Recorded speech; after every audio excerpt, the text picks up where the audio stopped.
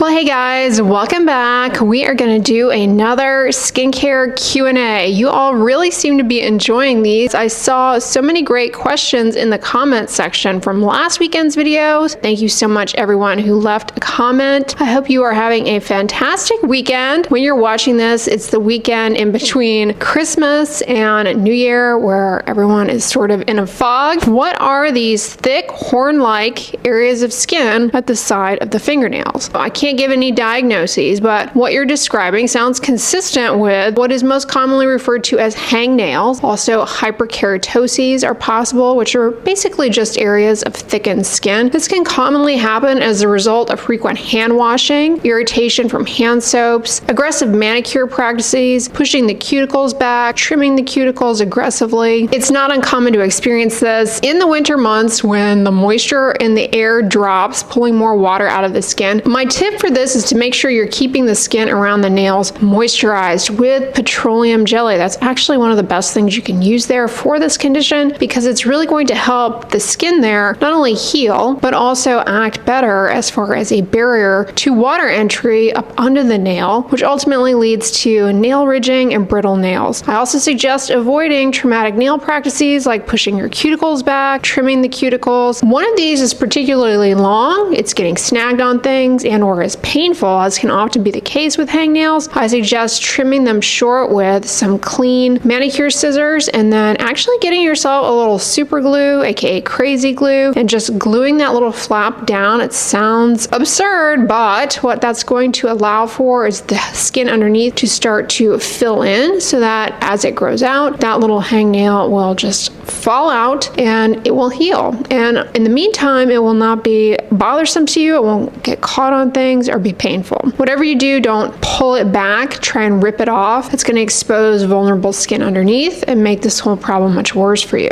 The second question is with regards to a persistent red spot on the cheek that enlarges after heat exposure, and this individual has had a history of a skin cancer. Again, I can't tell you exactly what you are dealing with. A light red patch that flares with heat could be a telangiectasia, which is the medical term for a dilated prominent blood vessel, and it can also be seen either as a telangiectasia as part of rosacea or redness related to rosacea, which definitely can get worse with heat. Blood vessels dilate with heat, making it more obvious. Given the history of skin cancer, it is definitely prudent to see a dermatologist for evaluation. Overlying a skin cancer can be a prominent telangiectasia as well. There are many possible underlying reasons for persistent facial redness. I actually have a video going over like 10 or 15 causes of facial redness above and beyond rosacea. So definitely check that out. Could be certain foods, underlying medical conditions. When should one start an anti-aging skincare routine, especially if they have acne-prone skin? Anti-aging skincare routine starts as a baby with sun protection. That's really the anti-aging skincare routine. Premature skin aging predominantly is related to cumulative lifetime unprotected sun exposure. Throw in some bad lifestyle habits like smoking, drinking alcohol in excess, then you can have a recipe for even more accelerated. There's always this battle online about what age to start retinol for anti-aging. First of all, there's no study that answers that question, so everybody's just making stuff up. Second point is that topical retinoids, like tretinoin namely, which is the oldest one, originally were used and continue to be used in tweens and teens for the treatment of acne. So saying that a young person is too young to use a topical retinoid flies in the face of the reality of how they were originally used and continue to be used. That being said, does a tween or a teen who does not have acne or some skin condition that would benefit from a topical retinoid need to use retinol or retinoid for anti-aging? No, that's a bit ridiculous. Is it going to harm them? No. Could it possibly help them? Theoretically, yes, because topical retinoids, when combined with good sun protection, can actually mitigate some of the damaging effects of ultraviolet radiation in the skin. But if you have acne, a topical retinoid is a mainstay management in the treatment of acne. That's one of the most evidence-based topicals for acne that we have. And it also offers the anti-aging benefit. Here in the US, you can get adapalene over the counter without a prescription. It can improve collagen and the visible signs of skin aging, just like tretinoin. Yeah, I mean, it doesn't matter how old you are, that can be beneficial for sure. If you are washing your face with a gentle cleanser at the end of the day, putting on a moisturizer if you find your skin is dry, and wearing sunscreen every day, that's fantastic. And if you stay consistent doing that every single day and you don't get caught up in tanning behaviors, smoking, then you'll be in a good place, okay? You'll be in a really good place. Can you tell me the difference between AmLactin and Alpha Skincare's glycolic acid body lotions? So both are effective leave-on moisturizing exfoliants for the body. One of them has the alpha hydroxy acid lactic acid, which is an AmLactin. Well, technically it's ammonium lactate, the salt of lactic acid. And the other one, the Alpha Care one, has glycolic acid. Glycolic acid is a bit smaller. They penetrate a bit more deeply, but at the end of the day, they work the same. They help to improve moisture retention and to exfoliate the skin. Lactic acid, greater than 12%, can improve not only epidermal thickness by improving cell turnover, but also can improve dermal thickness. Choose based on what you prefer and what your skin tolerates. What sort of body products should be avoided on tattoos? And I also saw another question about tattoo aftercare. Once a tattoo has fully and completely healed, most topical skincare products are completely safe. I do suggest keeping tattoos protected from the sun. Ultraviolet radiation over time will affect how a tattoo looks as far as the colors, and also ultraviolet radiation can cause certain reactions of the tattoo inks themselves, which can lead to the release of potentially harmful compounds. Sun protection is also important when you get the tattoo early on because UV rays will slow down healing. Yeah, you definitely want to protect from the sun. When it comes to a new tattoo, you do want to be real careful not to use a topical retinoid in that area or in a product that exfoliates in any way, because the ink is still up pretty high in the epidermis.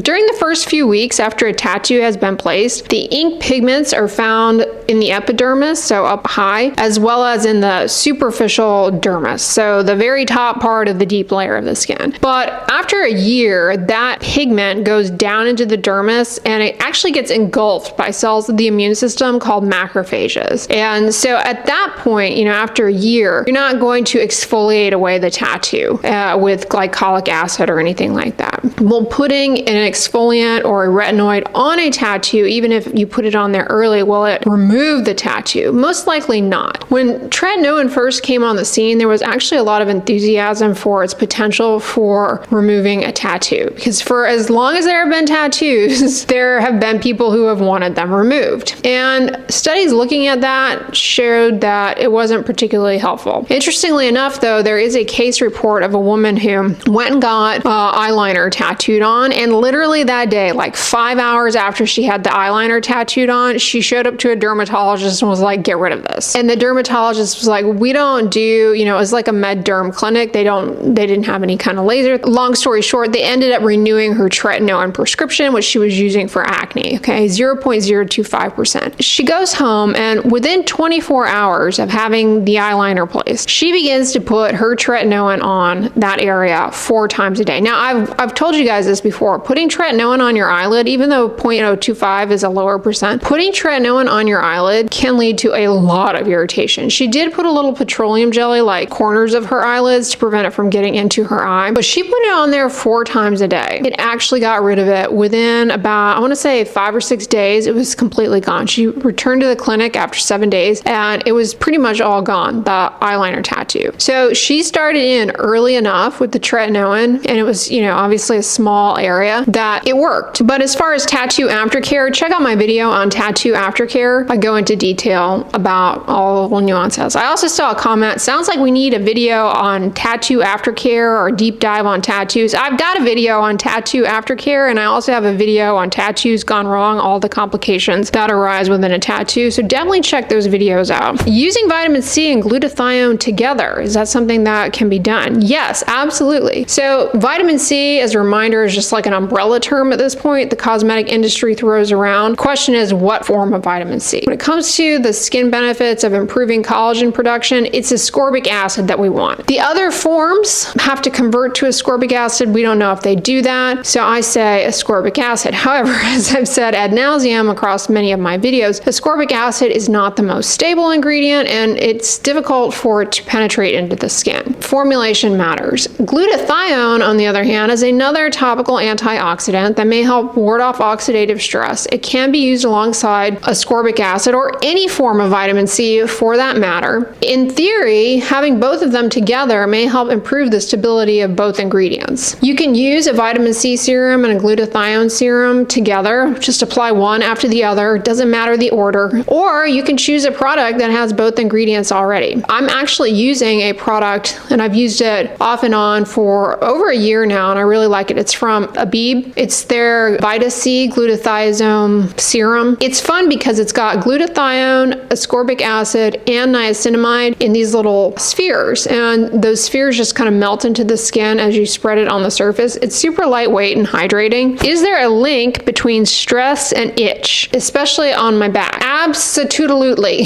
Yes, stress and itch tightly linked. And it's a complex link because on the one hand, itch itself is very stressful and it induces a lot of anxiety and distress. Similar to being in pain. Itch and pain have many similarities. Just being itchy can make you stressed out. Stress, however, can aggravate and intensify the itch signals. Furthermore, when you have itchy skin, it tends to get worse at night when you're supposed to be asleep. Significantly impacts your sleep quality. The result? Well, less sleep, more stress, more itch. Less sleep, more stress, more itch, more scratching. More scratching, more barrier impairment, and more release of persistent stubborn itch signals. Intensified itch. It's a vicious cycle. With regards to itchy back, though, there's a condition in particular called notalgia paresthetica. Basically, it's this one little wonky design flaw that we have where the nerves that come out the spine, they kind of course through the skin and they pierce through the muscle of the upper back in such a way, kind of at a funny angle, so that they get pinched. When they get pinched, they get agitated. They can release little itch signals. You start scratching because it's itchy, or you get a back scratcher. Well, then they go haywire and they release these stubborn itch signals. So you scratch more. It's a feedback loop. Over time, the skin gets thickened. It's called macular amyloidosis because it has this rippled appearance of skin thickening. Very difficult to treat. Check out my video on itchy back. I talk all about that and how to get rid of it. Someone wants to know about storing skincare in the fridge because they live in a very hot, humid climate and they're concerned about the stability of certain expensive serums. So it's not wrong to do that. Do you have to? It kind of depends on how hot and humid and how persistently hot and humid your living conditions are. Skincare products, they actually put them through quite a bit of testing at extreme conditions. For example, when I went and toured the dermatology warehouse, they showed me all of this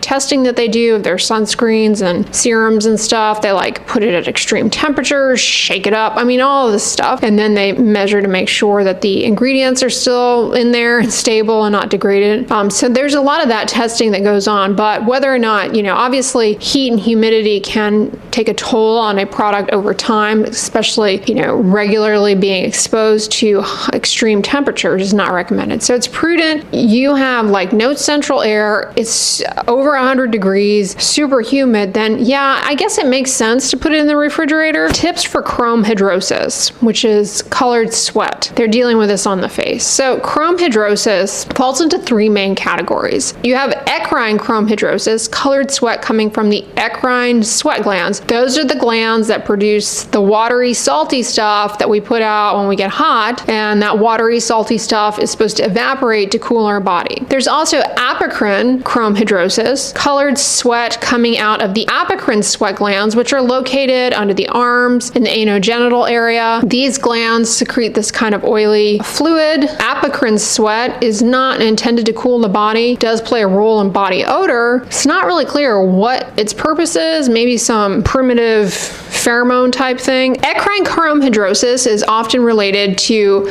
maybe something that you are ingesting, like a medication. For example, tartrazine dye-coated medications can color your sweat. The medication rifampin, heavy metals like copper. Eccrine sweat can also be colored greenish if you have high bilirubin. Then there's pseudochromhidrosis. Pseudochromhidrosis is when the sweat itself, there's not a problem with it, but rather there's some change in the skin microflora that breaks the sweat down and releases colored compounds. This change in microflora might be the result of a medication. So on the face, it sort of depends on what the underlying cause is. Aluminum-containing antiperspirants could be used on the face, like a antiperspirant lotion. However, they can be very irritating on facial skin. Neuromodulator, like Botox, can reduce sweat output. For pseudo-chromhidrosis though, topical antibiotics to target those problematic bacteria that are breaking down the sweat and producing chromhidrosis. Or you might even consider using a benzoyl peroxide face wash. That might help. So it really kind of depends on what type of chromhidrosis you are dealing with. Can shaving or dermaplaning cause clogged pores? Not directly. Clogged pores are due to an abnormality with the natural exfoliation and turnover of the epidermis within the pore. Shaving or dermaplaning shouldn't alter that, but shaving or dermaplaning can be irritating to the skin. Improper technique or the use of heavy occlusives afterwards might exacerbate acne for some people. So if you're going to be shaving or dermaplaning, I recommend using a gentle touch. Don't press too hard. Don't do multiple passes over the same area. Make sure the blade is sharp, and prep the skin in advance by getting the skin wet and the hair wet. It's easier to cut, more efficient, and apply a lightweight hydrating moisturizer afterwards. All right, guys, so that's a wrap up with regards to many of the questions that I saw in the comment section, but don't you worry if I didn't answer your question today, because I'm going to be answering more in tomorrow's video, and we will be unboxing the remains of the L'Oreal Beauty Advent Calendar. So come back tomorrow for that. I hope you guys enjoyed today's video and that you're having a lovely weekend. If so, give it a thumbs up, share it with your friends, and as always, don't forget, sunscreen and subscribe. I'll talk to you guys tomorrow. Bye.